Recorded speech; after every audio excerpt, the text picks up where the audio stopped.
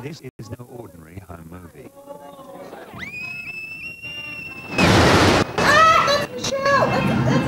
A high-profile family are watching a film made about them nearly 40 years ago. In 1967, the BBC came to Australia to tell the story of the Frank family, refugees made good. Oh my God, Lillian doing hair. At their heart was Lillian, the headstrong society hairdresser who cut a swathe through Melbourne. I don't think that there's anybody who's probably been as misunderstood as my mother, because she's a contradiction within herself. Born optimist, doesn't bear a grudge, forgets anything that doesn't suit her. If you don't like it, it's your bad luck, not hers. It's my heritage that made me what I am today, and I will never change.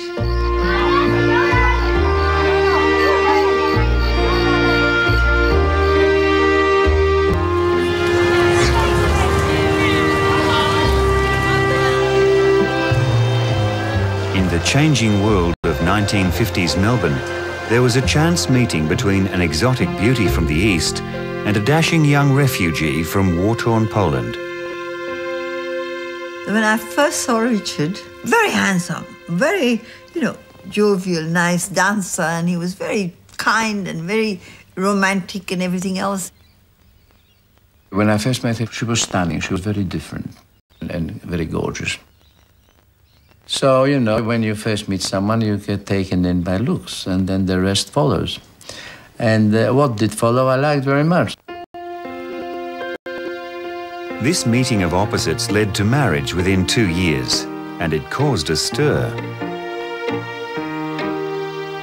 My mother was very conservative, and she sort of expected me to marry a nice, quiet European girl. It was not so much Jewish or not, it didn't matter a hell of a lot, but someone from the same background as we were. When we really decided to get engaged, all my mother-in-law's friends, all the Polish community said, this marriage will last 6 months. It won't last, she's a gypsy. Well, they were wrong, weren't they? Like many people, they'd underestimated the character of this young woman and the influence of her rich family history stretching back to Iraq.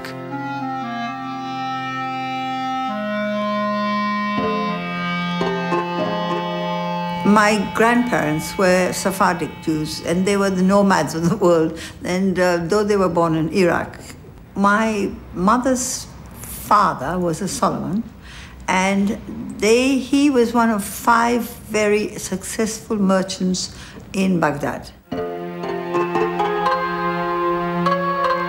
In the 19th century, life in Iraq was perilous for successful non-Muslims. To escape persecution, Lillian's Jewish grandparents turned to Southeast Asia for a safer home.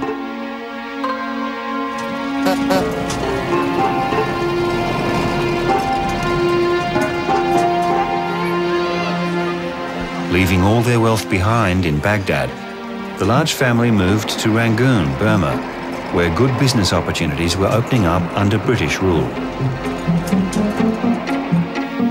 They knew the writing was on the wall. There was no place for them to live in Iraq anymore. My grandfather was very, very strong. My grandmother was even stronger, I know. Within a year, they made more money than they left behind. So they were smart, weren't they? And so Lillian Jacob was born in Rangoon. One of 6 children, she grew up among the privileged classes of British colonial life. It was a time of freedom, as well as social responsibility, that set the course for Lillian's future life. My mother taught me a lesson. She was so wealthy, she played cards, she went out, and yet behind all that, with all that she had, she was doing something for the community. And that wasn't called charity. That was just doing something for someone else.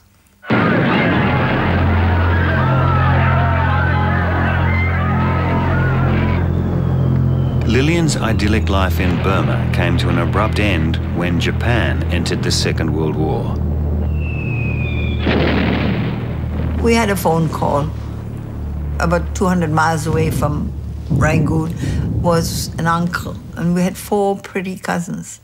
And the Japanese went there before they came to Rangoon, and devastating what they did to those girls. They raped them till they died. So, like her grandparents, Lillian's family left everything behind and fled. In their anxiety to escape, the family separated. Lillian, her mother, and 2 youngest siblings were eventually forced to flee through the Burmese jungle.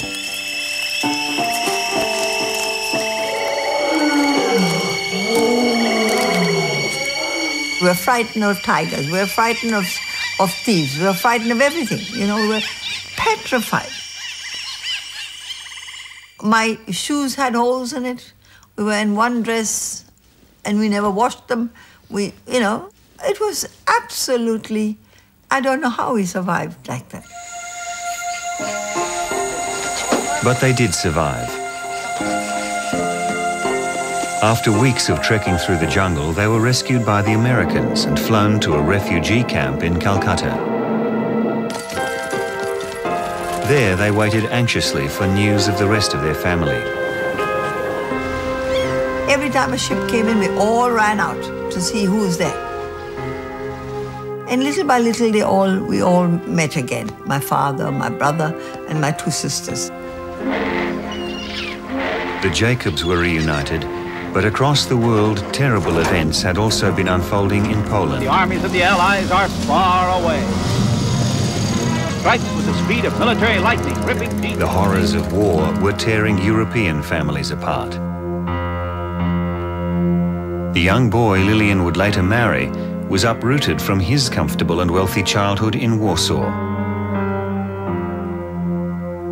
My family, on my mother's side, were business people. On my father's side, more the intellectuals, doctors. Unfortunately, we didn't have many years together because the war broke out and the whole thing just fell apart.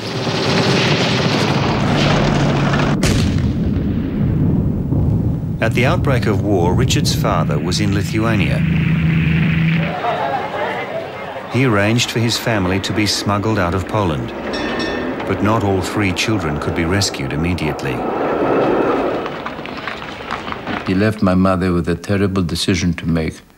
Who will you take? Because we could only take 1 child out of the 3. So Richard's grandparents in Warsaw were left to care for his younger brother and sister.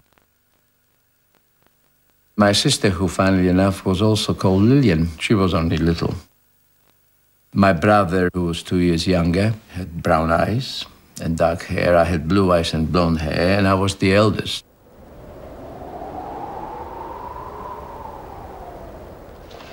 No one sort of expected a Holocaust and all the rest of it. That was the end of the family, really.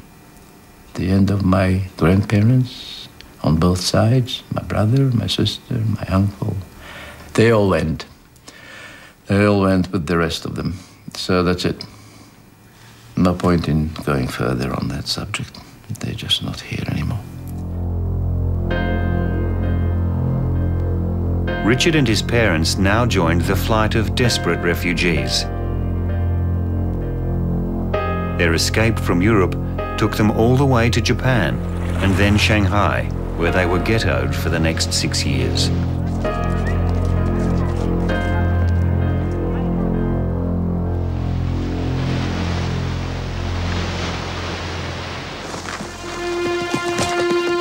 Back in India, Lillian's family had moved to Bombay. They had few possessions and scarcely a photograph of their earlier life. Lillian's mother had to rebuild the family and deal with her spirited young daughter.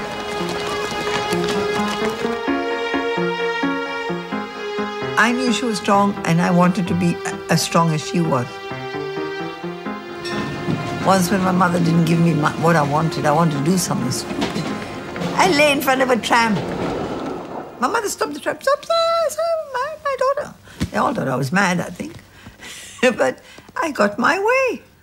Because I want to do something. I honestly don't remember the issue. But I wanted to win that issue. And I was going to win. And that's the way I did it to my mother. And she, till the end, she said to me, one day you'll have daughters. And your daughters will teach you what you're teaching me. Lillian's Bombay childhood came to an end when she was barely 15. With the war now over, her mother sent her away to live with an aunt in London. I accused my mother of not loving me. I said, you don't love me. She said, I have to look after the boys, they're stupid. You all can stand on your own 2 feet. You will be all right. I have no worries about you. You will be fine.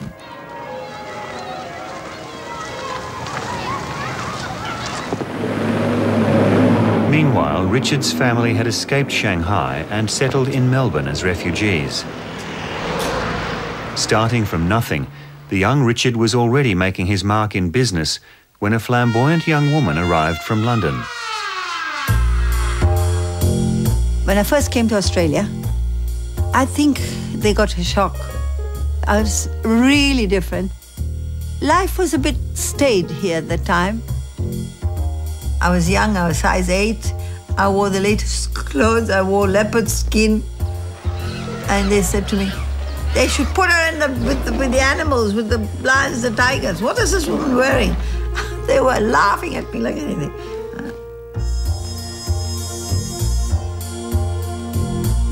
Richard was drawn to this exotic stranger. Before long, they were married, and with nothing to lose, they threw themselves at life. Confidence, charm, and hard work soon paid off. And whatever people thought, the Franks had arrived in Melbourne society. When I came here, I knew what I wanted, and I went for it. And I'm an opportunist, and I see an opportunity, I take it. Lillian became a society hairdresser and social columnist and gave birth to 2 daughters. Richard went from one daring business venture to another. I decided I want to do something crazy, and I wanted a rooftop restaurant. And we built the first rooftop restaurant 20 floors up off Collins Street. Everyone told me I'd go broke.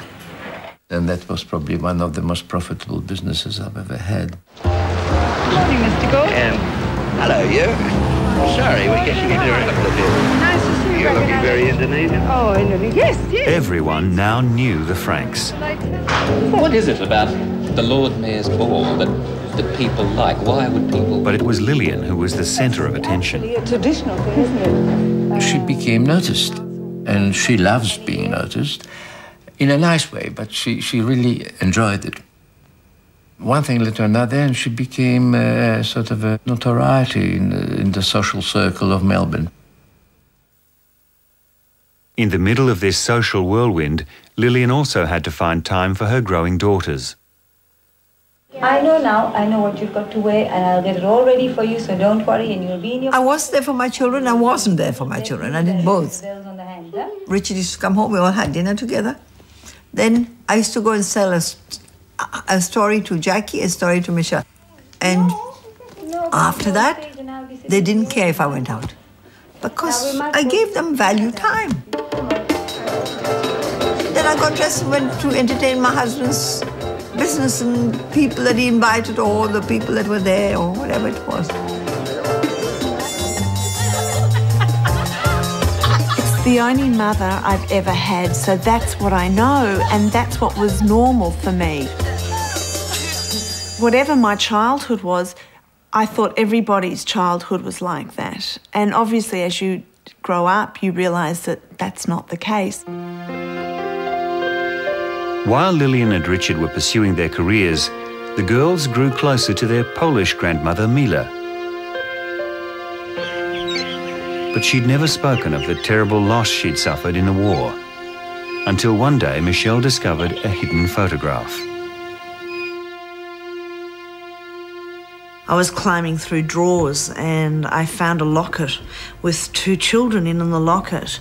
And I went to my grandmother and I said, "Who are these 2 children?" Because they had very short, the boy had a crew cut and the girl looked very old to me. And I said, "Who are these people?" And she looked at me and she said, "They were my children." I must have been about 9, I think 8 or 9. And I said, "What do you mean?" And she said, "They were your father's brother and sister." And that was the first I'd ever known that he had a brother and sister. My mother suffered probably much more than anyone realized because she never, ever discussed it with anyone. It was just a subject that was never broached, and no one really knew what she felt or what she thought. I used to cry, just cried for months after we separated from them. But she was very strong. My grandmother was a total nurturer. And my mother, who loves us dearly, dearly, dearly, is not a nurturer. And she'll be very upset if I say that, but she's not a nurturer. She loves us, but she doesn't nurture. She finds that hard. But as the girls were growing up, their mother was giving them a strong sense of who they were. My most important role, I thought, was at the time, was like my mother did to me. I felt that I will not be here forever. They have to find themselves. I made them very independent, absolutely independent. Lillian's belief in independence was finally put to the test when one day Jackie announced she was going overseas to find work. I was crying my eyes out. And she said to me, "Mum, please stop it. You're crying. I must find myself. I have to go." She said, "You did it." And that's the absolute strength to face your mother and tell her, "You want to go." And just like her mother all those years ago, Jackie did find herself, and more. Working in New York, she happened to meet a fellow Australian. The first I knew of who her family were was when I was in her apartment one day in New York, and I was sort of mooching around the lounge room, and I thought, gee, that looks like Lillian Frank. But what a weird obsession. Imagine having a photo of Lillian Frank in an apartment in New York. So I sort of said to Jackie, you know, "Is that Lillian Frank?" I said, "Oh, why is that there?" "What do you mean? You know, it's my mum."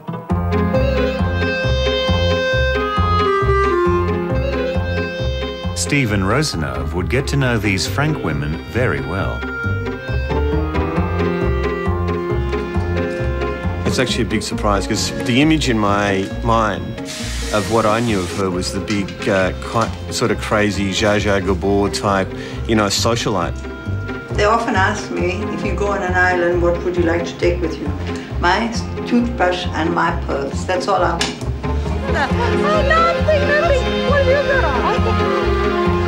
Look at those hats. I mean, really, truly. The first thing that really struck me was she's actually incredibly switched on. He's so beautiful. Oh, people don't know who my mother is.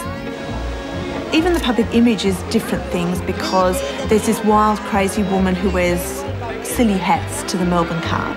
And then there's this woman who's got quite a public profile in terms of her charity work. And then there's a very private Lillian who we see and we know and we understand. I mean, I don't think that there's anybody who's got a bigger heart than my mother. You going to undress me, Brian? What a chance of a lifetime. Absolutely. Lillian Frank has excelled at a family tradition, working for charity. Who's claiming this? She's exploited her personality and social position to raise millions of dollars for endless causes, like Melbourne's Royal Children's Hospital.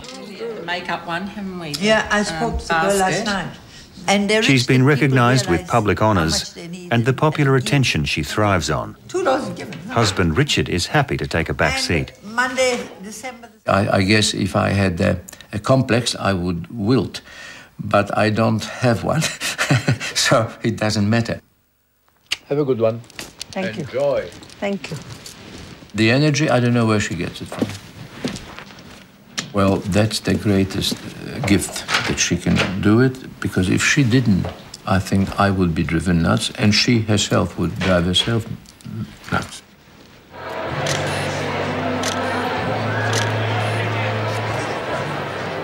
She just thrives on being needed by people, of being part of the action, of being part of the excitement.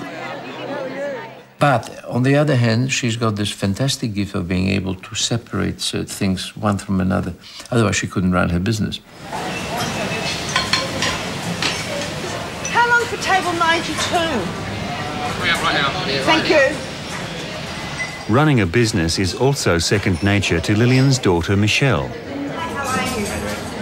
But she works in her father's trade, front of house at Stephanie Alexander's Melbourne restaurant.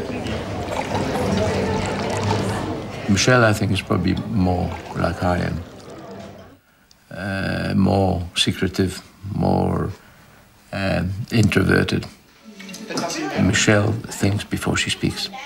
Whereas Jackie is just open, everything, you know. She speaks before she thinks. Production, everybody! I'm sorry, we don't have enough chairs. Michelle's sister Jackie is editor of the successful women's magazine Marie Claire Australia. The thing about Bali as well, did we go back to the people? Like her mother, she's discovered that a high profile can be very useful when promoting a cause. You have to get a new man of the month. Through Marie Claire, we've been able to raise issues and make the public aware, and through awareness you can execute change. No, I think it's going to look really good. I think, you know, you're going to do it on a boat, yeah? Yes, yes. And we'll get two girls. I think two girls is better than one. Under Jackie's leadership, this fashion magazine has run many unfashionable stories, like this disturbing report on China's one-child policy. It was a picture where a photographer had been in China and there was a dead baby girl on the street, and everyone was walking past this baby without blinking. Pictures speak louder than words sometimes, and this was something that spoke much louder than any story we could write.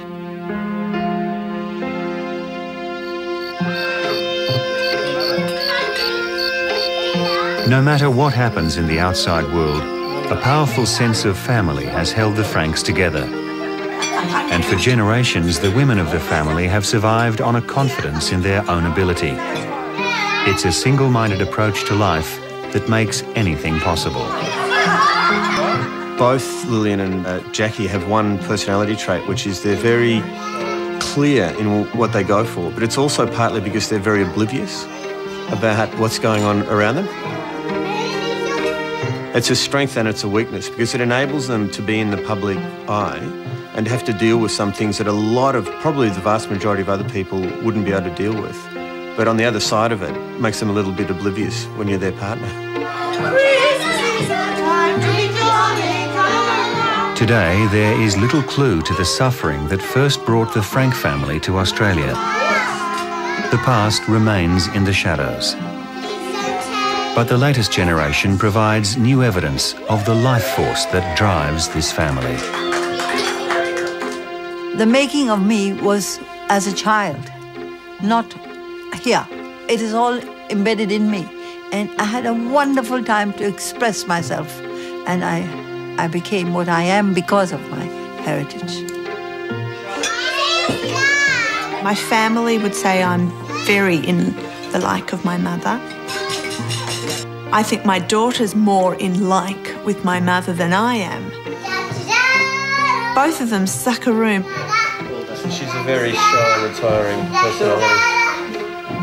Everybody else I've ever met in my entire life has a stage where you go, gee, I don't think I can do that, or there's something wrong, or there's a reason why you wouldn't do that. Or you procrastinate for a long time, but they just go and get it. And if I can get any of that into my kids, I'd be very happy.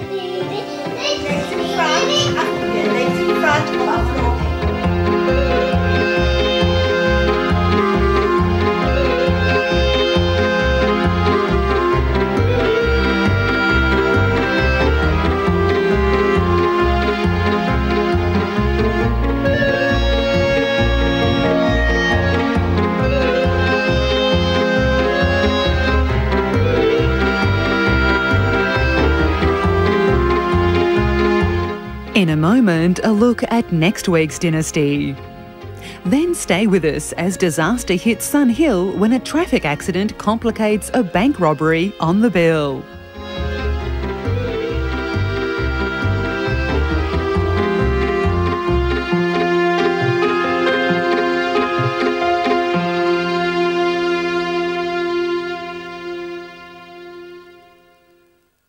I like Bentleigh.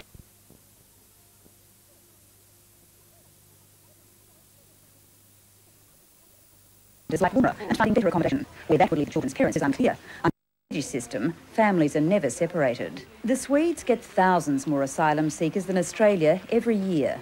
But I am concerned that they have something of the order of 1.5 times more asylum applicants to deal with, and it may well be that part of the problem for them is the system that they are operating. Heather Hewitt, ABC News, Stockholm. A new Australian study warns cats may be a health risk. According to the study, children who are exposed to cats run a much higher risk of developing rheumatoid arthritis. While doctors warn the results are preliminary, they say it's an important step in identifying possible causes of the disease. Doctors don't know what causes rheumatoid arthritis, a chronic inflammatory disease where joints become swollen and painful. But Australian rheumatologists now believe childhood exposure to cats may be a trigger. Scientists say cats carry viruses and bacteria, which can cause an immune response in some children, leading to arthritis later in life.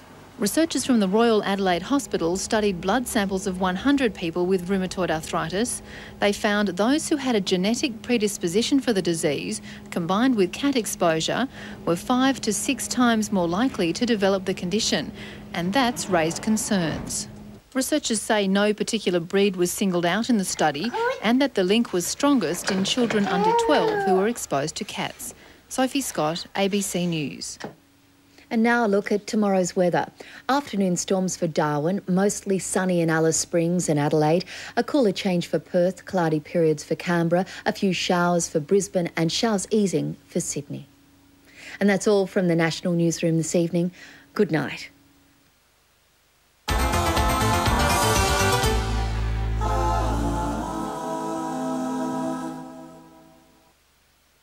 The following program, A Dance to the Music of Time, is rated M for mature audiences. It contains adult themes, low-level coarse language and violence. Nick Jenkins and his friends are swept along by the dance to the music of time. From the adventures of youth to the anxieties of middle age. Charles Stringham, once so carefree, is struggling to overcome alcoholism. Peter Templar is alone again after the failure of 2 marriages. Kenneth Widmerpool, as ambitious as ever, is making a name for himself in the city. Only Nick has found happiness in his marriage to Isabel Tolland, but this happiness is now threatened by events beyond their control.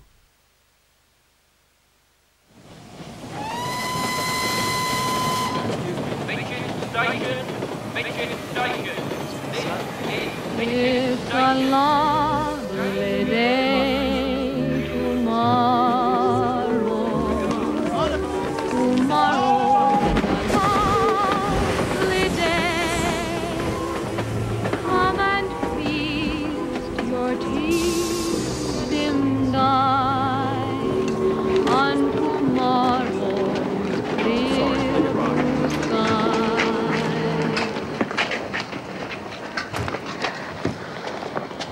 Now take care. Please take care. And you. I'm so pleased you're staying at Susan's house. She'll look after you. Now, I must go. Now, don't worry. I'll see you very soon, hmm?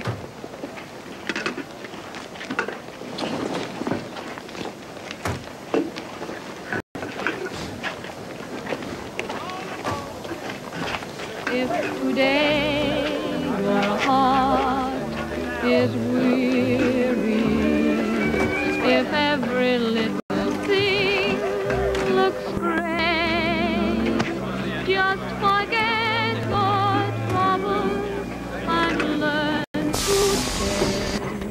To know there.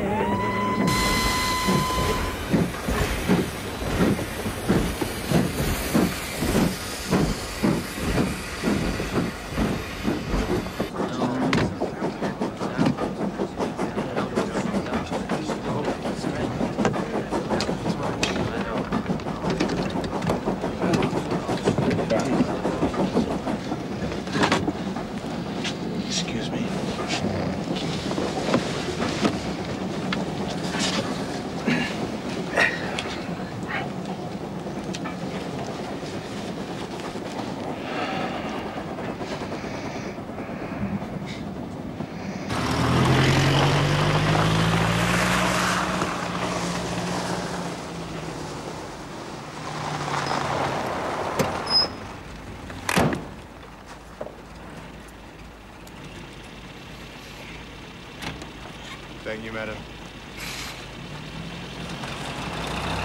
Did you get off all right? The train was absolutely packed. I've never seen so many people.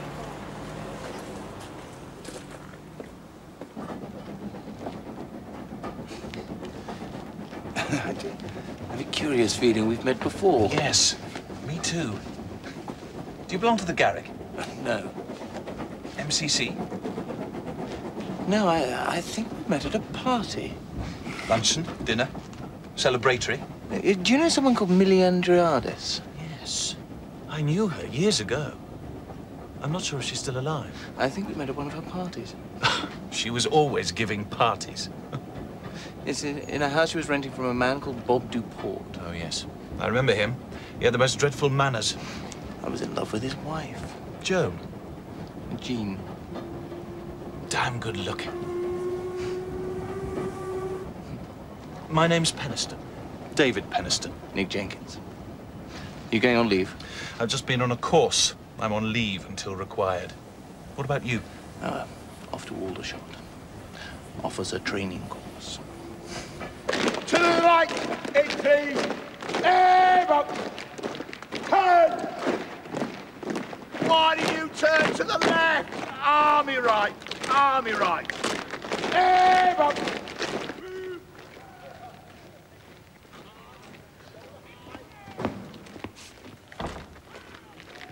Oh, God, we're going to be right cooped up in here. Excuse me, would it be OK if I took over this area of floor space, left you as far as the wall? Yes, perfectly. Great. Oh, my name's Stevens. Odo Stevens. Nick Jenkins. Did you say Odo? Yeah, I did. I was christened Herbert, but I didn't care for that. Someone sent me a letter when I was abroad, and the postal authorities had scrawled ODO on the envelope. Overseas Delivery Office. Odo. Damn sight better than Herbert, I thought. So Odo I've remained. Tortoise on the right, choice on the left. Let's go! Kiss me goodnight, Sergeant Major. Tuck me in my little wooden bed. Why me, Lord? We all love you, Sergeant Major. Sergeant Major, be a father to me. Following map reading instruction at 17:30 hours, you will assemble outside the main admin block to be briefed for the night fighting exercise, code word fish cake, which will begin at approximately 20:15. Don't stand around waiting to be shot! Take cover, sir!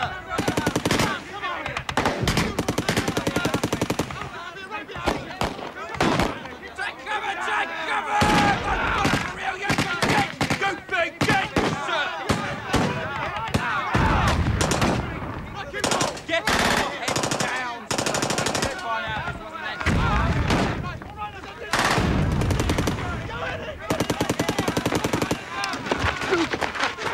You all right? Sodo. Oh, God.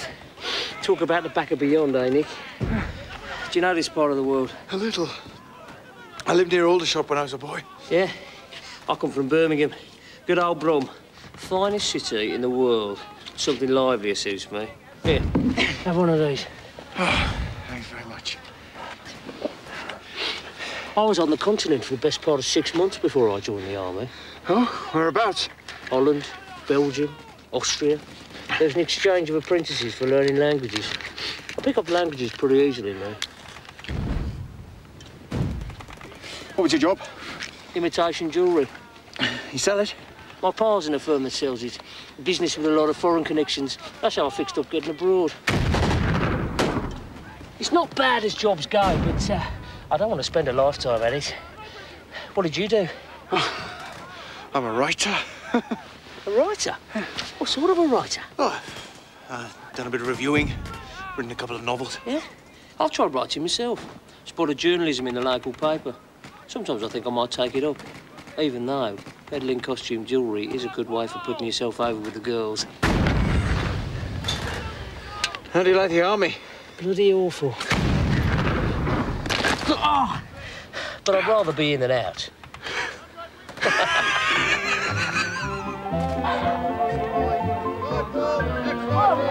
Rifle exercise by numbers. Present arms. One. Rifle exercise by numbers. One. Present arms. One. Exercise by numbers. Present arms. One. You will take your men up to this point. You will establish an HQ near this canal. At map reference 734952, the pioneers have thrown a rope bridge across. You will cross by the rope bridge and make a recce of the far bank from here to here. Any questions, gentlemen? Move up in the rear, come on! Right, sir, when you're on that log, you make your way to the end, lay your weight down the end, pop, drop on the back. Move up in the rear! Come on, gentlemen, let's have some enthusiasm! Get to the end, lay your weapons down, when you're on that log. Let's go moving! Come on, sir!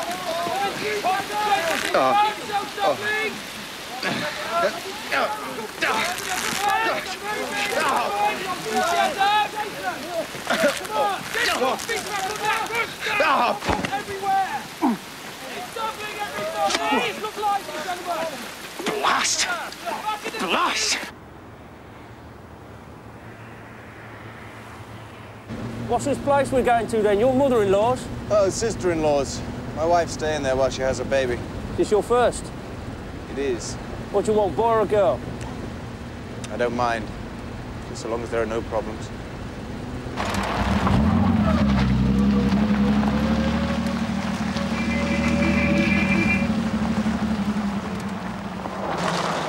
Nick, dear Nick. Hello, Susan. This is Odo Stevens. Very kindly gave me a lift. My sister-in-law, Susan Cutts. How'd you do? Oh, do come in and have a drink. Or have you got to push on? No, there's nothing I'd like better. Half a second, I'll back the car up a bit. How's Isabel? Pretty well. She's resting. She'll be down in a moment. We're rather full here, packed to the ceilings with the Tolland family. Oh, who have you got? Priscilla's come down from London, and my brother Robert's just arrived with his new girlfriend. Nick! Hello, Priscilla.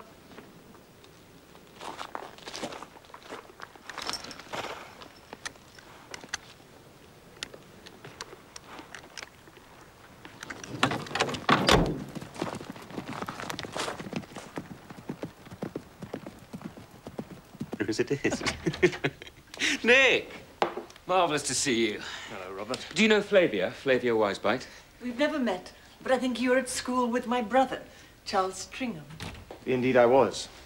This is Odo Stevens. How do you do, sir? I'll blow the search and we can keep that from when we're on duty. Would you like that drink now? Yes, please. So where are you stationed? Mitchett, but I hope to move soon. My God, so do I. Don't they train field security personnel at Mitchett? How have you been? There was a false alarm 10 days ago, but it didn't get far enough to worry you about. But you're feeling all right? Most of the time. Rather longing for the little brute to appear. What did the doctor say? He thinks another couple of weeks. And there's nothing to worry about? Nothing. It's so good to see you. So good.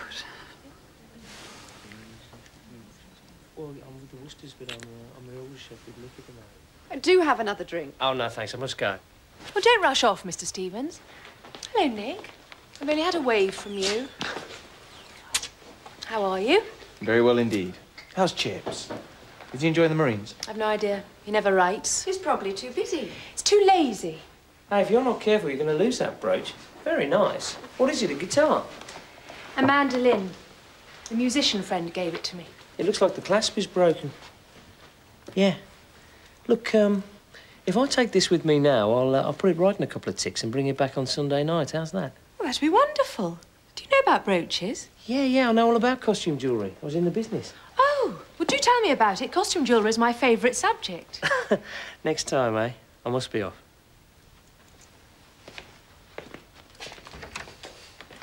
Priscilla's in a funny mood. Isn't she? I think she and Chips are going through a difficult patch. She seems to hold it against him that he hasn't been able to arrange for them to have a house or flat somewhere.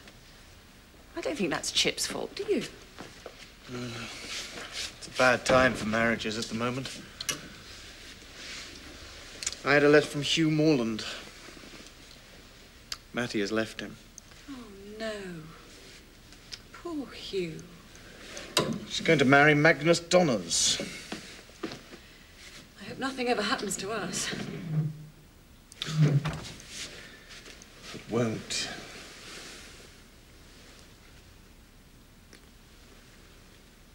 I promise. Don't look at the programme, sir. The name's Trinder. Gentlemen doesn't believe I'm Tommy Trinder. If I'm not Tommy Trinder, I'm having a hell of a time with his wife. I've got a brother in Here. Has Robert spoken to you? Just general conversation, nothing more. He's on embarkation leave. Did he tell you? He doesn't know where he's going. I won't say, for security reasons. I'm sure it's France. Did he say anything to you? Not a word. Oh, Nick, I'm so worried. I can't bear to think about it. How did Robert and Mrs. Wisebite find each other? I've no idea. One never knows with Robert. You do realise she's Charles Stringham's sister? Of course. What else do you know about her? Very little. Charles never saw much of her after they were grown up. She married a notorious character called Flitton, who lost an arm in the war before this one. Great gambler. Had a daughter called Pamela, who must be grown up by now. Then he ran off with someone. Are Robert and Flavia sharing a room? Not here. There isn't one to share. But in principle, they seem to be living together.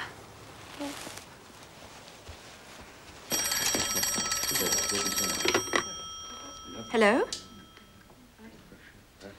Oh, yes, hang on. I'll fetch him for you. Robert, it's for you. Who is it? An army person.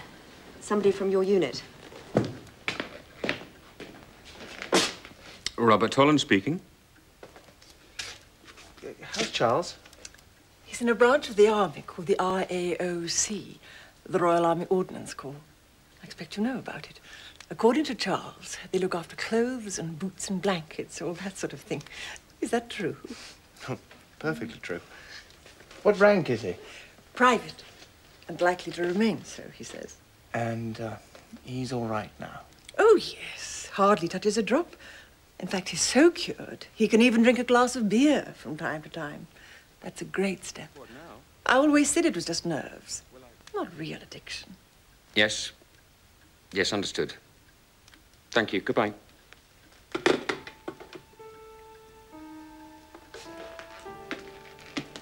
I'm afraid I have to go. My leave has been cancelled. I have to get back immediately.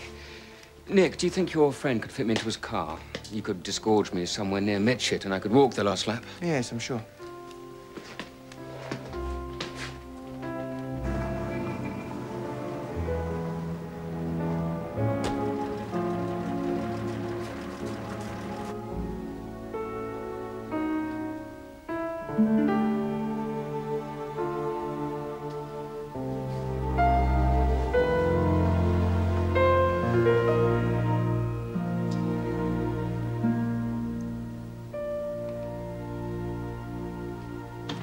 I'm a bit late, old cock. We'll have to bustle back. I'll just go and have a word with that lady about her brooch. How was your weekend? Oh, very good. And yours? Terrific. I had one of the local girls under a hedge. Kiss me goodnight, Sergeant Major. Sergeant Major, be a mother to me.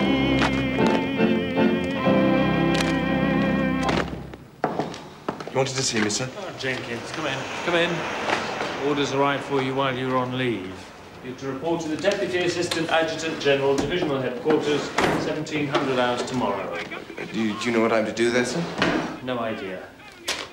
For how long? No idea of that either. There it is.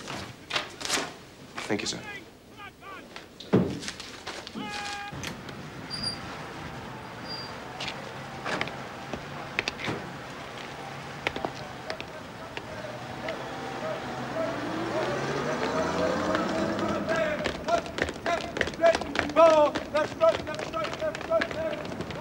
I'm told to report to the DAAG's office.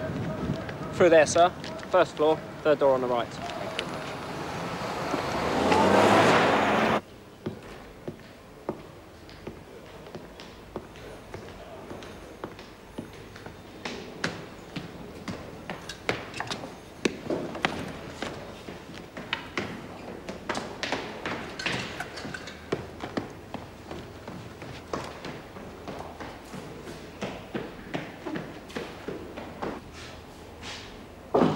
Come in.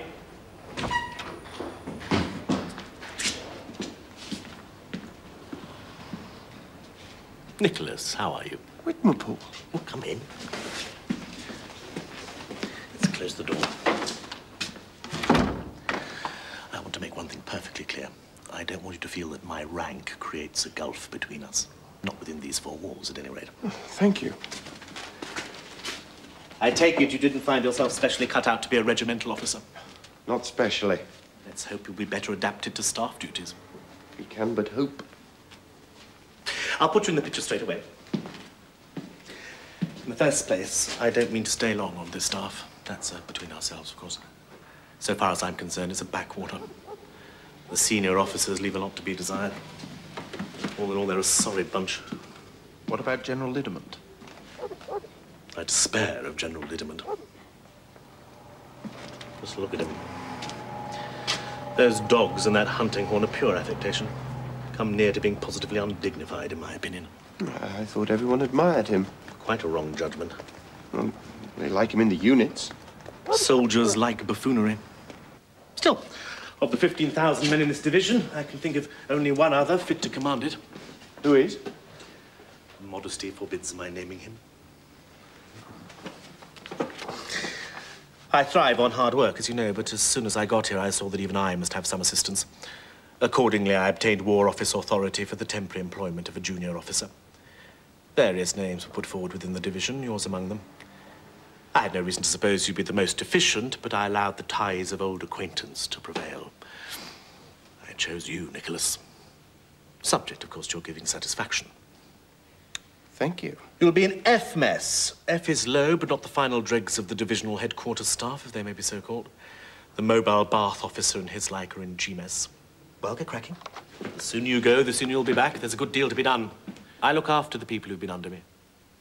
I'll see you get fixed up in a suitable job when I move up the ladder. So don't worry, my boy. I'll keep you in the picture. Major Whipperpool speaking. 1430, say 1500.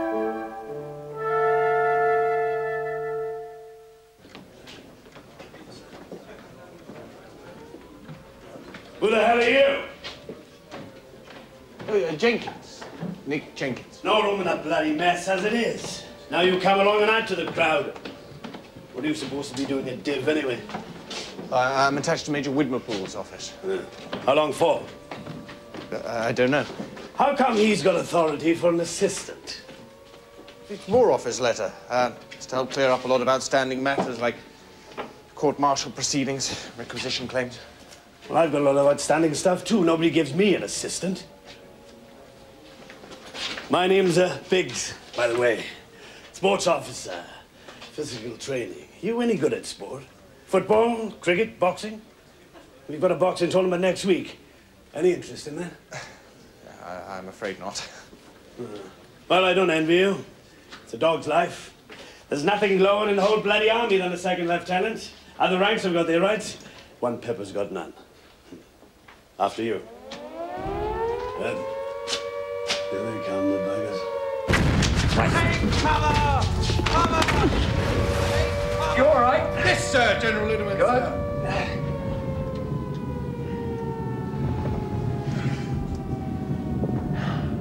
Pretty bad tonight. Yes, sir. Book reader, are you? Yes, sir. What do you think of Trollope? Never found him easy to read, sir. You've never found Trollope easy to read? No, sir. Why not? Something to do with the style, perhaps. Certain repetitive tricks of phrasing, and I find the psychology somewhat unconvincing. Oh, rubbish. All I can say is you miss a lot. So I've been told. Whom do you like if you don't like Trollope?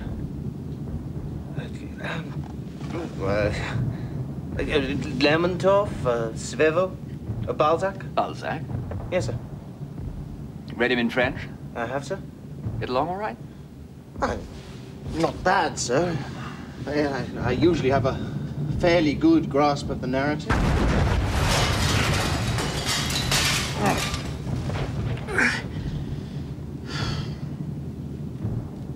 When's your next leave due? In a week's time, sir. Go through London? Yes, sir.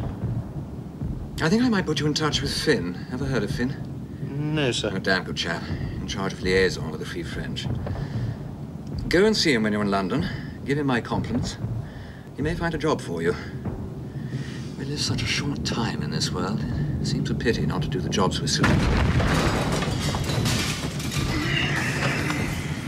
Shall I mention this to Major Widmerpool, sir? Keep it under your hat. Keep it under your hat. Just as well to keep it under your hat. Jackson, move it! Come on, now, let's see some bloody... Come on! Now get up there! Don't watch it! Come on! Now back up, Jenkins. Or you'll miss all the lovely bits of gristle Captain Soap has been collecting from the swill tubs. How are the diet sheets, Soapy? When are we going to get a decent bit of beefsteak for a change, eh? God, I could do with some grub. I feel as empty as a bloody drum. Back up, waiter! We want to eat, you slow bagger. I want to swap night duty tomorrow, Jenkins. Take it on. Mine's next Friday. That'll do me. Had another letter from the sodding lawyers today. Talk about a pile of trouble. Never get married, that's my advice. I am married. Never get divorced, then. Buggers will skin you alive, eh?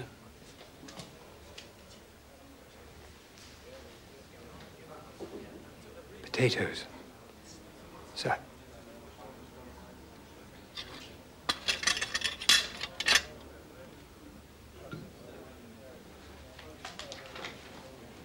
Spuds uneatable again. Golf balls. We haven't been done long enough. Waiter, tell the chef with my compliments that he bloody well doesn't know how to cook water. I will, sir. And he can stick his spuds up his arse. Yes, sir. Repeat to him just what I've said. Certainly, sir. Where's he to stick his spuds?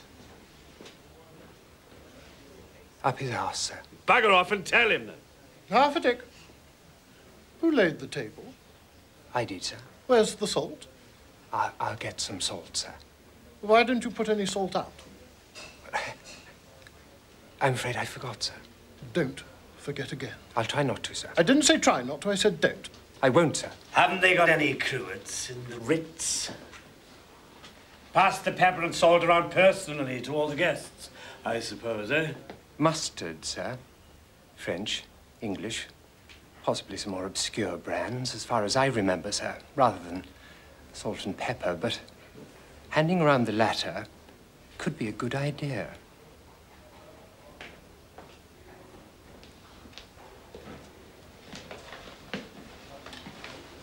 Don't like the look of that bloke. Awful pasty face. Reckon he tosses off too much. Eh?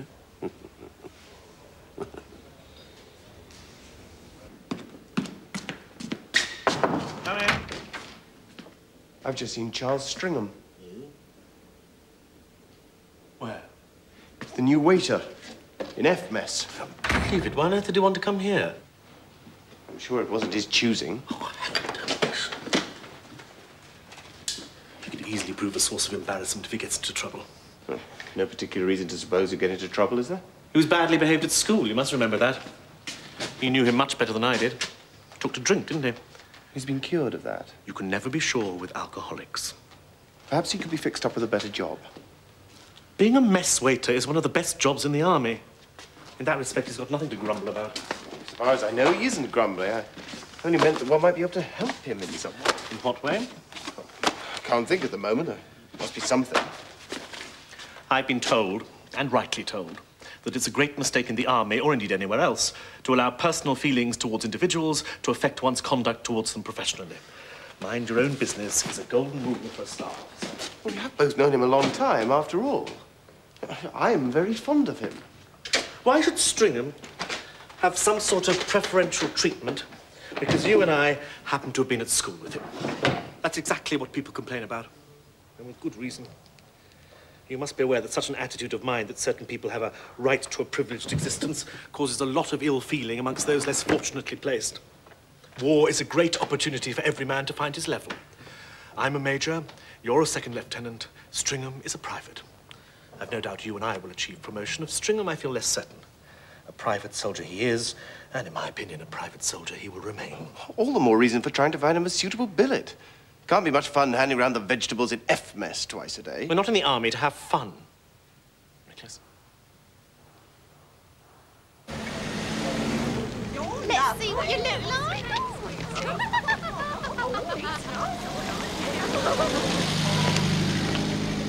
Charles. Hello, Nick. How are you? Well, really, not too bad at all. It's so extraordinary. What is? You're turning up here. Do you think so? Look, let's get off the main road. Yes. What's been happening to you? As you see, I've become a waiter in F-mess. I used to wonder what it felt like to be a waiter, and now I know with immense precision. How did it all come about? Well, how does anything come about in the army? To use a picturesque phrase, one gets asked around. When the Royal Army Ordnance Corps took me to its stalwart bosom, I was not medically graded A1, which explains why in the past one so often woken up feeling like the wrath of God. So, I got drafted to Div HQ, a typical example of the odds and sods who fetch up at a place like that. On hearing there was a job going as waiter in F-mess, I applied in triplicate. My candidature was graciously confirmed by Captain Soper. But isn't that... I mean, can't we find something better for you? Oh, Nick, you fill me with apprehension. I thought I was doing so well. Now, I admit failure about the salt. I absolutely acknowledge the machine broke down at that point. But such slips befall even the most practiced. Now, I remember when the Duke of Connaught lunched with my former in-laws, the Bridgenorths. The butler, a retainer of many years' standing, no mere neophyte like myself, offered him macaroni cheese without having previously provided His Royal Highness with a plate to eat it off. We all make mistakes, Nick. I shall improve with habit. Between you and me, I think I have it in me to make a first-class mess waiter. The talent is there. It's just a question of developing latent ability. Yeah, I never dreamed I possessed such potentialities. Marvelous to release them. I know. Well, but you don't like my style. You feel I lack polish. No. My job is certainly preferable to yours. Now, working for Widmerpool, that really would be insupportable. I hope you're not going to suggest we swap jobs. If so, it isn't all. Look, Charles, let's fix up dinner one night. We've a mass of things to talk about. My dear boy, aren't you forgetting our difference in rank? Oh, no one bothers about that off duty. How could they? London restaurants are packed with officers and other ranks at the same table. Life would be impossible otherwise. I didn't really mean that. I know perfectly well in practice we could dine together, although you'd probably have to pay, as I'm not particularly flush at the moment. It isn't that. You see, dining with you would spoil the rhythm as far as I'm concerned. I wouldn't go so far as to say I'm actively enjoying what I'm doing at the moment. But then, how little of one's life has ever been actively enjoyable. The same token, what I'm doing is what I've chosen to do. And up to a point, it suits me. I've become awfully odd these days. Perhaps I was always odd, I don't know. That's besides the point. How I drone on about myself, my egoisms, it's insufferable. Now, somebody was telling me that one of your brothers-in-law was killed. Yes, Robert.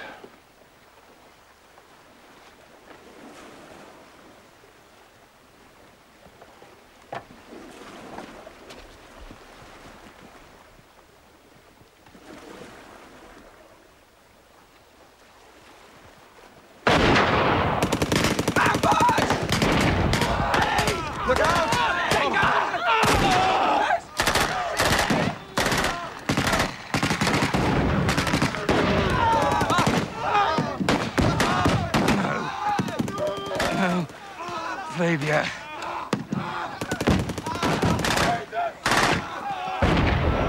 It's awfully chic to be killed. Smart as hell. Fell in action. I'm always struck by that phrase. There's no chance of action here, unless somebody pulls a gun on me for serving Brussels sprouts on the wrong side, or spilling gravy over Captain Biggs' bald head. Tell me about yourself, Nick. What have you been up to? You look a trifle harassed. Well, that's not surprising, working for Whitmanpool. How is he, by the way? Same as ever, I suppose. Very ambitious. I'm sure he'll be a general before long. Whitmanpool a general?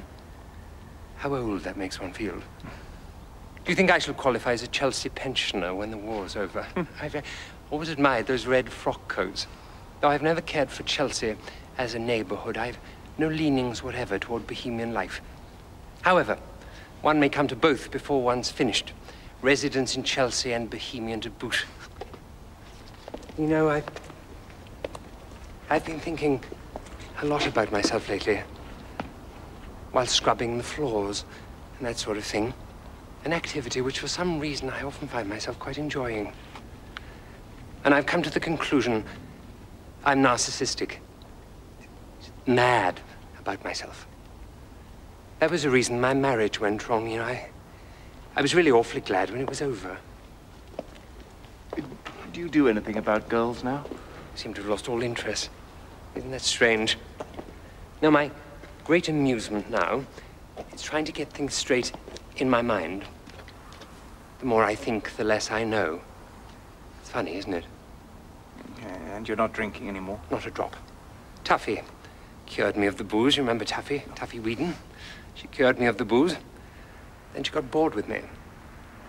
She's with MI5 now. I've no idea what she does. I have fantasies. She has to get into evening dress with jade earrings and vamp German agents. She always looked as if she knew a lot of secrets. You're right. She did. Well, now, I expect they want reliable people. And she's certainly that. Goodness me. Look at the time. I really must be getting back to my cozy barrack room. Won't you dine with me one night? No. Thanks all the same. Look, I won't salute, if you'll forgive such informality, as nobody seems to be about. It was nice to have had a talk.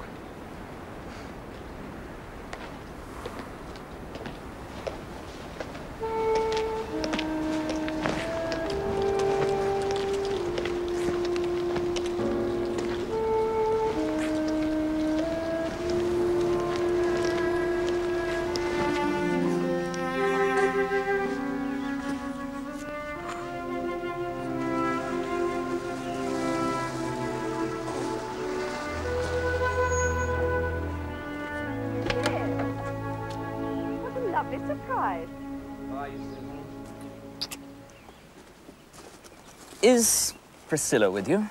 Priscilla? What? No, of course not. Isn't she at the flat? If she were, I wouldn't be here looking for her. Is something wrong? Has she spoken to you about it? About what? You're her sister. She confides in you. What's going on? I don't understand. My wife has left me. That's what's going on. Chips. How dreadful. Run off with someone called Odo Stevens. Friend of Nick's, I gather.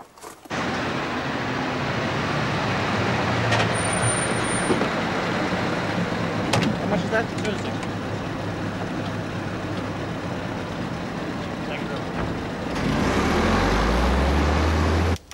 Come in. Major Finn? Yes. Are you Jenkins? Yes, sir.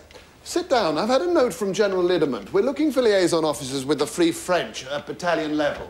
They're not entirely easy to find. Speaking another language tolerably well seems so often to go with unsatisfactory habits. Are you married? Yes, sir. Children? One. Care to take the job on? Yes, sir. Excellent. Je vais en discuter avec General Lidderman. Je m'arrangerai pour vous faire transférer tout de suite. Il n'y a qu'une raison qui vous empêcherait de nous joindre, n'est-ce pas? I beg your pardon, sir? J'ai dit il n'y a qu'une raison qui vous empêcherait de nous joindre. I'm sorry, sir. My French is rather rusty. What? Schoolboy standard only, I'm afraid. But Littleman said you were fluent. Oh, no, sir, no. I've forgotten most of it. Damnation, what an absolute bugger. Something wrong? This fellow doesn't speak French. Hello, Peniston. Jenkins, what are you doing here? Isn't it a bugger? What's the problem? Well, Jenkins is just the chap we're looking for. Ideal for liaison work. Only trouble is he doesn't speak French. Perhaps there might be something with us. Would you be interested in that? I don't know what you do. We look after the Poles. I certainly don't speak Polish. My dear fellow, none of us do. Oh.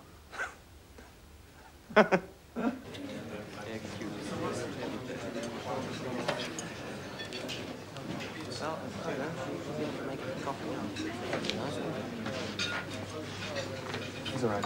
Fine. Now then, Nick. I want you to tell me about this fellow Stevens. It seems you introduced him to the family. He gave me a lift to Susan's. I haven't seen or heard of him since. Priscilla was there? She was? She met Stevens. They're now living together, more or less openly. Good Lord. When did all this start? Pretty soon after they first met. As far as I can see, there was nothing much wrong with our marriage. I don't particularly want a divorce. Is there any question of that? It isn't going to be much fun living with a woman who's in love with somebody else. Lots of people do it. Things would never be the same. Nothing ever remains the same. Marriage or anything else. So you think I should make an effort to patch things up? Yes, I do. Every possible effort. Where is Priscilla? Staying with Ted and Molly Jevons. Here comes Hugh Morland. I'm having dinner with him. Is there anything else you want to say to me that's urgent? No, nothing. I can see him. Thank you. Hello, Nick. Hugh. Hello, Chips. Hello, Hugh. How's your war going? Oh, one struggles on, you know how it is. Dodging the bombs, shaving through the blitz. Thank you very much. I seem to have neutralized the death wish for the moment. Raid's a great help in that. I should be taken for a spy sitting with you both. Somehow I never expected you'd be wearing uniform, Nick. Are you dining with us? No, I'm going to a party at the Café Madrid. Oh, I didn't realize places like that still function. Not many of them do. I dare say it'll be a sober affair compared with the old days. I must leave. Goodbye, Nick. Keep in touch. Send my love to Isabel. Of course. Goodbye, Hugh. Chips.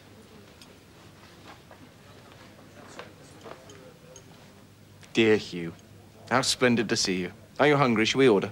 Do you mind if we wait a minute or two longer? Audrey said she'd join us. Audrey? McClintock's wife, widow. You remember him? Oh, yes, of course. One of the few critics to genuinely appreciate my music, and he goes and gasses himself. I've often wondered if there's any connection. Anyway, Audrey, his wife, widow, and I, running steady now. Under the same roof? In my old flat, yes. Life became rather impossible after Matilda buggered off. I haven't been especially well. That bloody lung. Audrey's been very good about looking after me.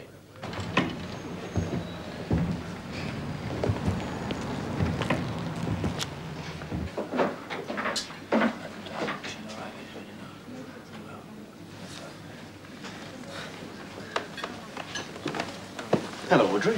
Morland told me you'd be here. We don't get out to this sort of place much nowadays. Can't afford it. Found the ration card you said you lost. Oh, where was it? In the toilet. Better than nowhere, I suppose. Saved me standing in the queue at the town hall. Dropped it there before fire watching. Oh, how bored one gets on these nights. It's almost worse if there isn't a raid.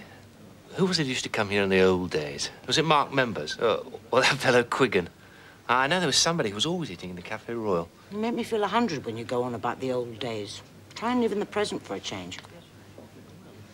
For instance, it might interest you to know that a one-time girlfriend of yours has just come in. Is that her husband with her? She's Nick's sister-in-law. I seem to have forgotten that. I don't know who the army type is. His name is Odo Stevens. What's that ribbon he's wearing? Military Cross. He did rather well in the Lofoten raid.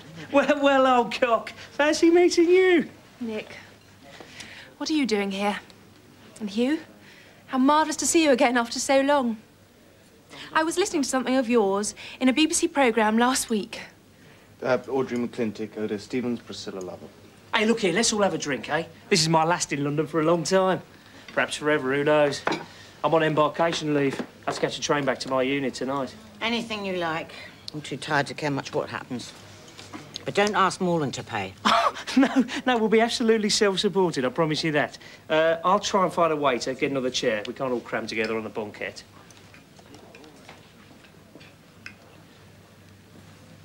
I just had a drink with Chips. Chips? Where? Yeah, he was here just a few minutes ago. He's gone off to the Cafe Madrid. I had no idea he was in London. He's on the combined ops staff. I can give you his phone number if you like. I wish you would. So, how are you, Nick? I'm fine.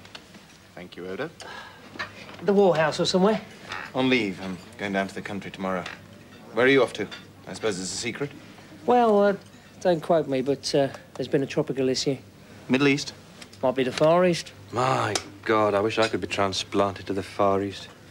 I'd be prepared to be like Brahms and play the piano in a brothel. I'd even play Brahms' own compositions in a brothel if I could leave London and the bloody blackout behind. Oh, I ordered champagne. I hope that's all right with everyone. What could be nicer? As long as we're not paying. Yeah, it's fine. Look here, Mr. Morland, there's something I must tell you before we go any further. I'm a great fan of your music. Hearing your tone poem, Vieux Paul, performed at Birmingham was one of the high spots of my early life. I was about 16, I suppose. I'll never forget it. Very kind, thank you. Vieux Paul's the one my late husband liked. He used to go on about that piece of music until I told him never to mention the thing to me again. Listen. What? I believe there's a blitz on. No, I don't think so. Living in London all the time, one gets rather a good ear for the real thing. Raids when I'm on leave make me bloody jumpy. I have an impression of acute embarrassment when bombed. Like an appalling display of bad manners one has been forced to witness. The utter failure of a party you're giving. Like suddenly realizing you've lost your wallet, your job, a girl. All these things combined and greatly multiplied. For God's sake, don't talk about the war all the time. Can't we sometimes get away from it for a few seconds? All right. Let's talk about something else. I've got a splitting headache. Oh, sorry, darling. Thought you had the wind up. Not in the least. Well, what would you like to do? I mean, we got nearly an hour. Shall I take you somewhere quieter? I think I'd rather go home. Why aren't you coming to see me off? You said you were. I've suddenly begun to feel perfectly awful. All right. I'll take you back to Lady Molly's. I'd much rather you didn't. I feel very peculiar. I can't think what it is. I'll say goodbye. I don't want you to take me home. I'll write.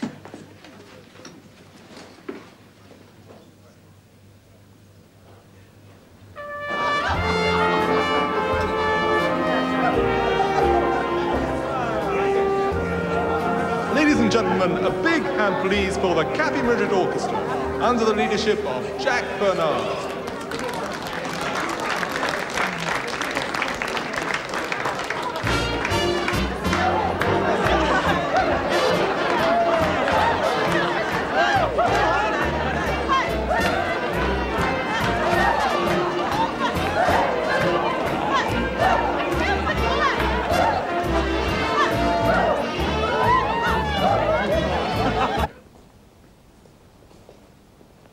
Are you writing anything?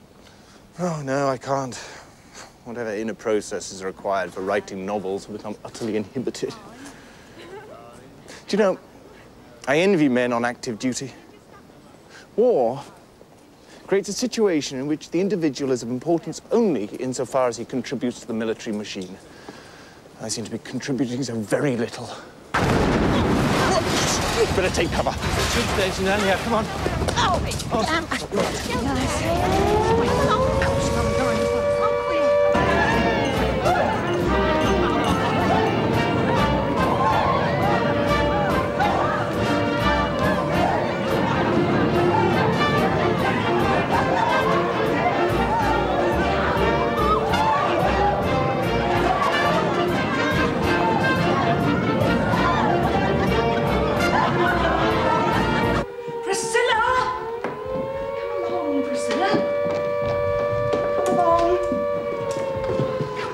Teddy, dear. My handbag. I forgot my bag. I'll get it. Where is it? Goodness knows. I've left it somewhere. Goodness knows where. I need a drink.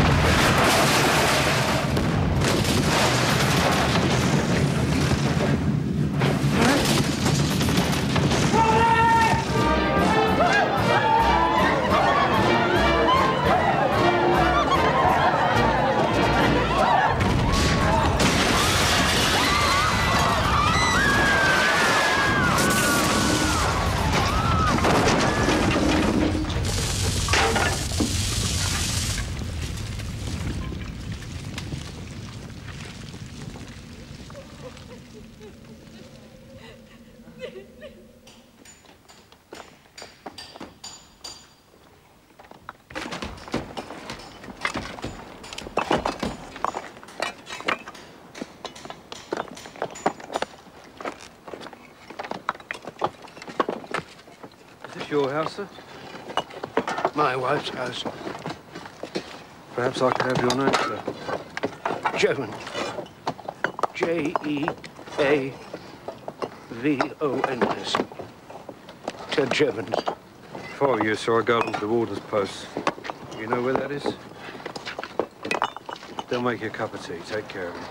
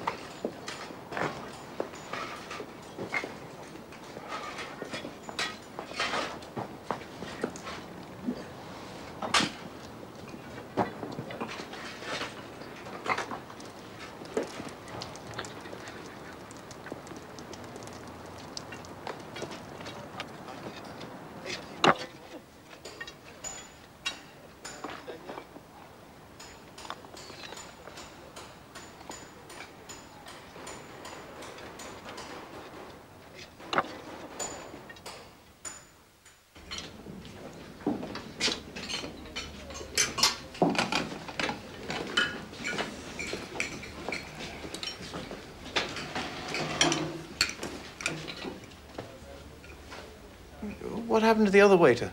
Went to the mobile laundry. Did you sack him? Major Widmerpool had him transferred. Bloody inconvenient for this mess. Glad the bagger's gone. Got me down. I've got enough worries as it is, without having him about the place. So we'll have an O group at the DAPM's office tomorrow at 0900 hours.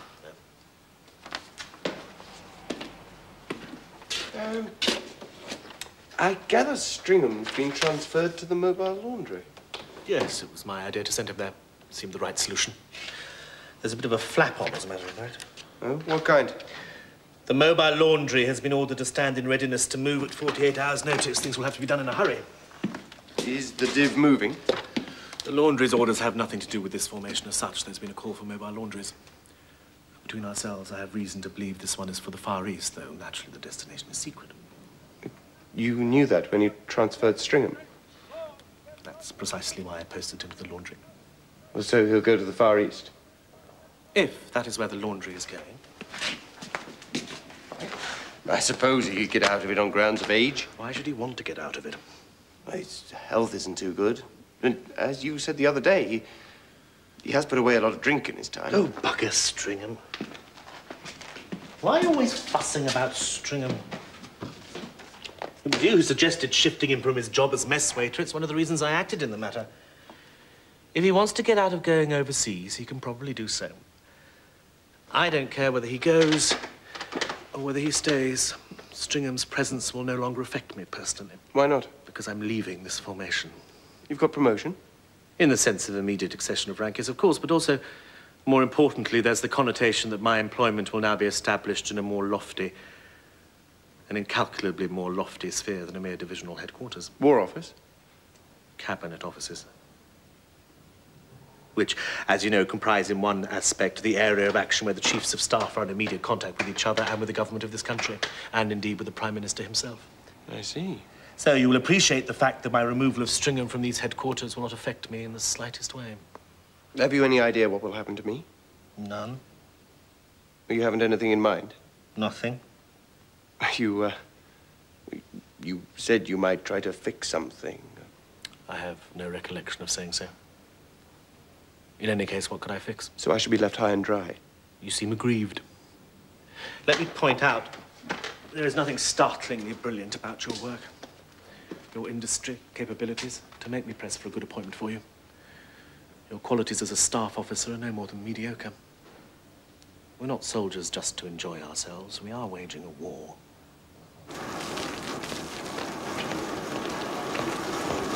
Charles? Oh, Nick! What's the matter? Something wrong? Look, you've got to do some quick thinking. The mobile laundry is due to move. So we heard. One always knows these things first in the ranks. Where's it to be? Well, I think it's secret, but Widmerpool thinks, for what it's worth, the destination is probably the Far East. Yes, we heard that too. Of course, security may be so good, it'll really turn out to be Iceland. That sort of thing's always happening. Look, you can probably, in fact, well, almost certainly, get out of being sent overseas on grounds of age and medical category. I may be older than the rocks amongst which I sit, and have died infinitely more times than the vampire. All the same, I'd quite like to see the gorgeous East, or even the Icelandic geysers, come to that. You'll go through with it? Absolutely. Can't let Widmerpool down. What on earth do you mean? Oh, he went out of his way to have me moved from FMS to the mobile laundry. Who thought he'd do a thing like that? An act of real kindness. Well, it doesn't matter about Widmerpool. He's leaving anyway. Really? To become a colonel? Yes, he's going to London. Yeah. I wouldn't fancy that. I say, dreadful news about Lady Molly and your sister-in-law. Poor Priscilla. Wasn't she once in love with that musician for whom my mother gave an extraordinary party? You were there. I seem to remember a funny little woman covered in frills like little Bo Peep. Audrey McClintock, now living with the musician for whom your mother gave the party. Really? What lax morals people have these days. It's the war, I suppose. I do my best to set an example, but nobody seems to follow me in my monastic celibacy. Look, Charles, I have to get back. You sure you'll stick with the mobile laundry, come what may? Come what may. Then I'll say goodbye. I probably won't see you again before the laundry moves. Yes, probably not. Goodbye, Nick.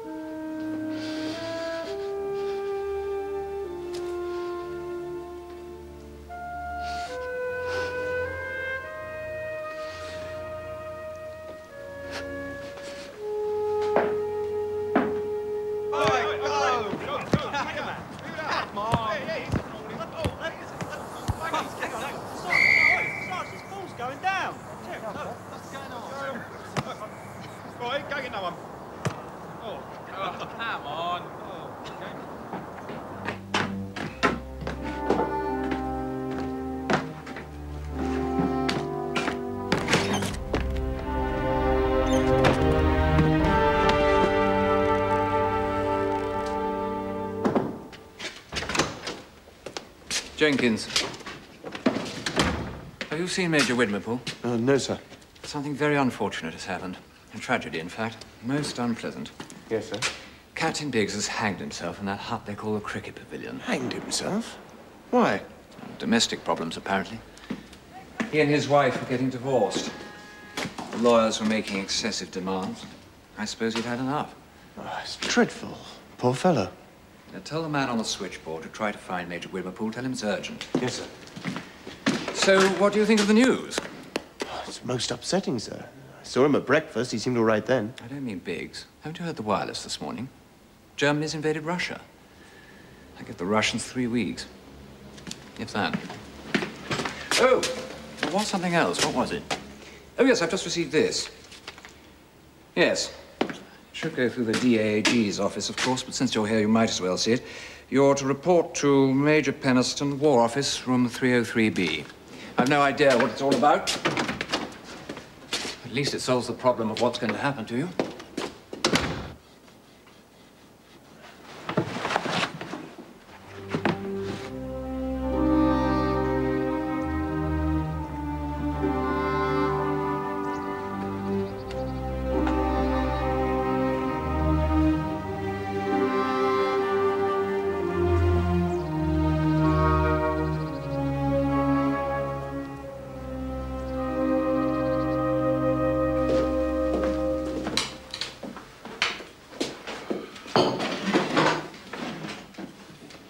Poor old Biggsy. Never thought he'd do a thing like that. In the cricket pav of all places. And him so fond of the game.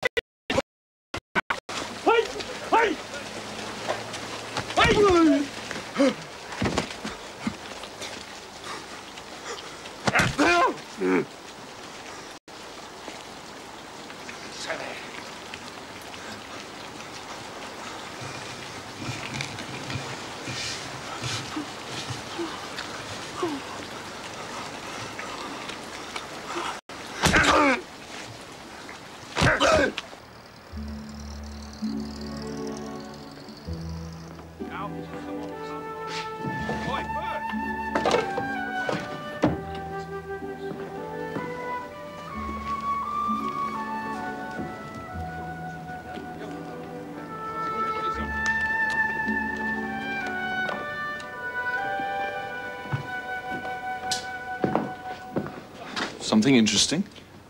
Just men working. Looks like a scene from the ancient world. The glow of a mountain altar. Centaurs with torches, cantering beside a frozen sea. Or that painting by Poussin. Do you know it? A Dance to the Music of Time. Yes. Yes, I know it. Look at that. It's like an intricate dance. Sometimes steps seem to create a recognizable pattern. And other times it's meaningless and confused. Partners change, disappear, only to reappear again. And still they go on, unable to control the music, unable perhaps to control their own movements. The eternal dance of human existence.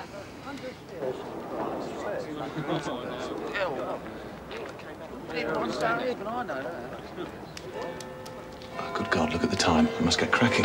I've got to catch a train to Scotland. Oh, you'll have to attend the joint planning staff meeting tomorrow. One of Widmerpool's committees. Do you know Widmerpool? I do.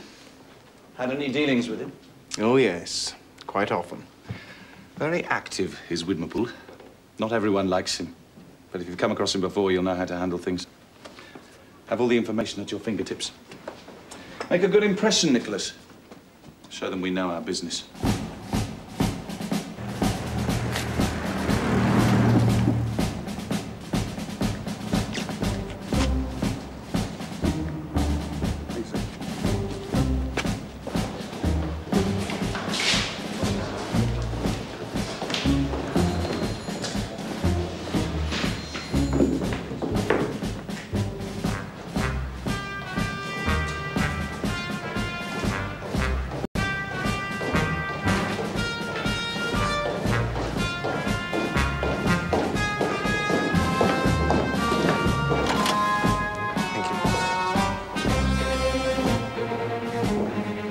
Can I help you? Yes, I'm from Polish Liaison. Ah, yes. Colonel Wimmerpool will be here shortly. He's with the Minister.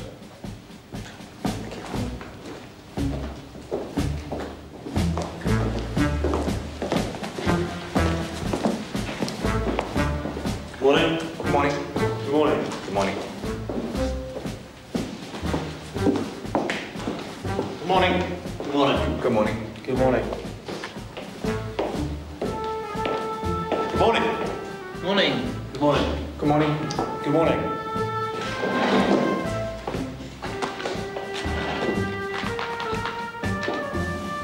Jenkins, am I right? Yes, sir. Sunny affair, brother. We met years ago at a weekend house party. Yes, sir. I remember it well. Have you taken David Penniston's place? I'm his assistant. Aha.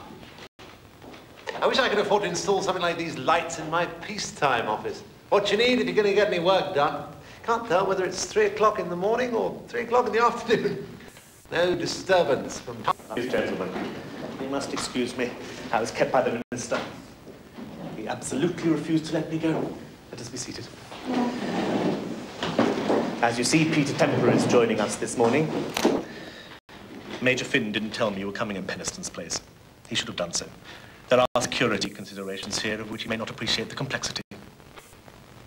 Now, firstly, we have to consider this report covering the political relationship between the Carpathian Brigade and the 1st Brigade under Sostakovsky. It shouldn't take too long. It must be brisk. The extraneous personnel can return to their own work before we move on to more urgent business. So, Colonel Fairbrother. Thank you. Kenneth. Extraneous personnel. What a pompous oaf he is. He's doing rather well. No, he always does rather well. Kenneth makes a habit of landing on his feet. What exactly is your job? Economic warfare. What's it like? Just what you'd imagine. I'm looking for something different. Such as? I thought I might try one of the secret shows. Kenneth said he'd put in a word. He has a lot of influence. How's the family? Very well. We have a son called Thomas. How's Betty? Oh, haven't you heard? She went off her rocker. She's in the bin. Tell the truth, I'm feeling a shade fed up about women, marriage, my job, about the whole bag of tricks. There's this awful business of one's age. You're not young enough, old boy. I'm always being told that these days. I used to think I was rather a success with the ladies. But it's been made clear to me just lately that I'm not so hot extra matrimonially either.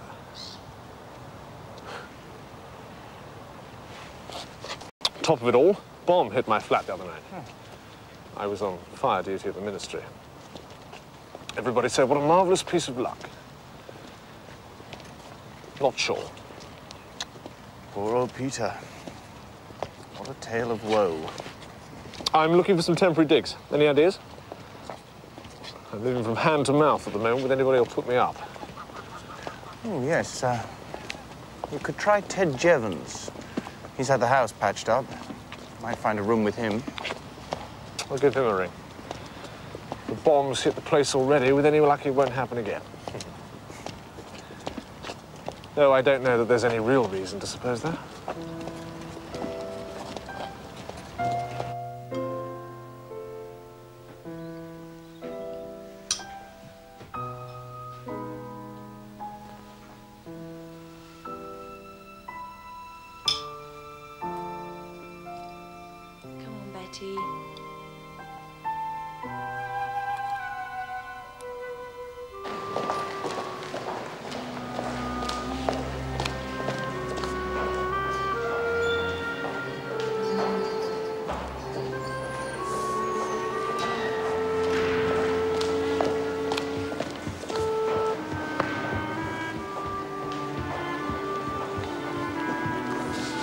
Hello, Nicholas. Are you off to?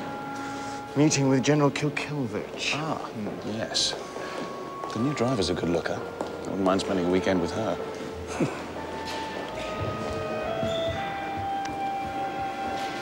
Good morning. Morning, sir. Moscow Road, do you know it? North of the park, just off Queensway. Yes, I know it.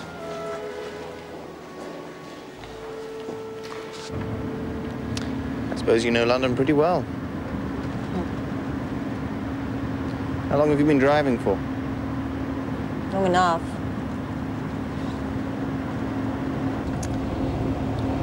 You're Captain Jenkins, aren't you? I am.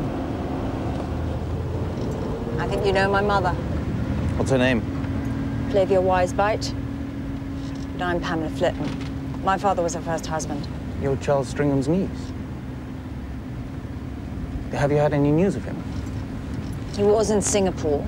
Oh, God. He was reported missing. We've heard nothing since. Poor old Charles. He used to be a very great friend of mine. We were close when I was quite a child. Will you tell your mother how dreadfully sorry I am? How did you discover I was in this section? Your name cropped up somewhere the other night. I was just saying what a bloody awful series of jobs I always get. And the next one was driving for this outfit. Someone said you were in it. Don't you like the ATS? Does anyone?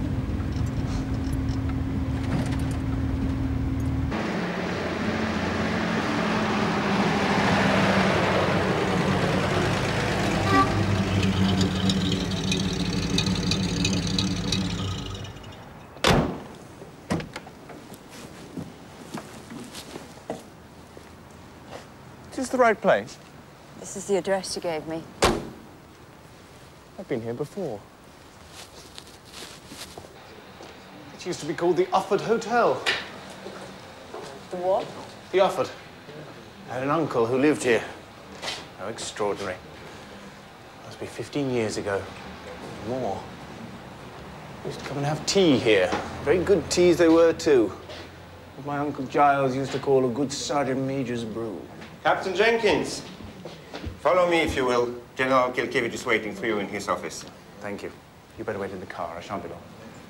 Hello, Miss Flitton. How nice to see you.